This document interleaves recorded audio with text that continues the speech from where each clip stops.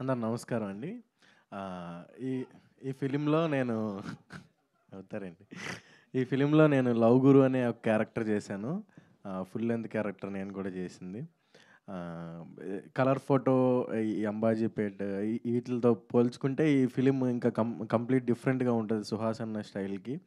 అంటే చాలా కొత్తగా కొంచెం కామెడీ వైజ్ కానీ, కొంచెం రొమాన్స్ వైజ్ కానీ, కొంచెం ఈ లవ్ స్టోరీ, లవ్ ట్రాక్ కొంచెం చాలా కొత్తగా ఉంటుంది.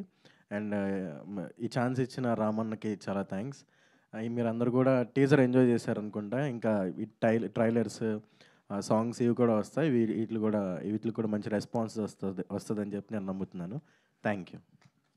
Right, wonderful. Thank you so much Satvik గారు. సుహాస్ గారిని సో మీరు చెప్పండి, మీ లైఫ్లో ఓ భామ అయ్యో రామని ఎప్పుడు అనుకున్నారు?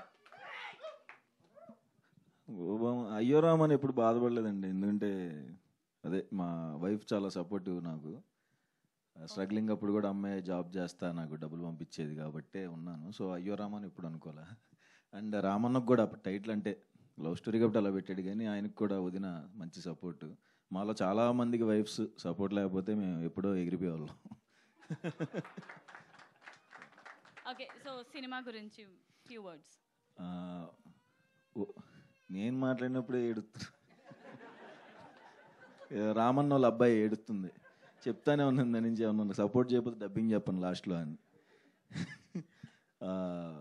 సినిమా రామన్న నాకు ప్రతిరోజు పండుగే సినిమాకి మారుతి అన్న దగ్గర అసోసియేట్ అన్న. ప్రతిరోజు పండుగ అప్పుడు పరిచయం, బాగా క్లోజు. హిట్ 2 కూడా ఆయన అసోసియేట్. సో హిట్ 2 అప్పుడు చెప్పాడు కదా, చెప్పిన వెంటనే నాకు లవ్ స్టోరీ ఏంటన్నా అన్నాను. నన్ను నమ్ముడెల్లింగ్ అన్నాడు.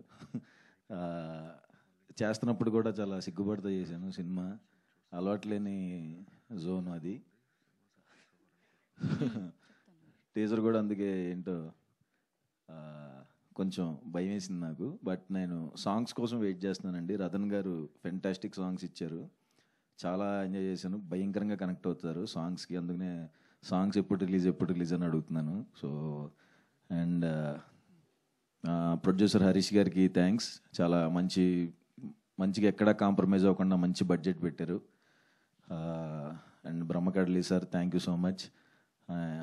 అండ్ సాత్విక్ అండ్ మొయిన్ బాగుంటాయి వాళ్ళ క్యారెక్టర్స్. అండ్ మాలవిక కూడా ఫెంటాస్టిక్గా చేసింది. తను జో అనే సినిమాలో చూసినప్పుడే సూపర్ చేసిందాం అనుకున్నాం. ఇందులో కూడా ఇంకా బాగా చేసింది, చాలా బాగా చేసింది.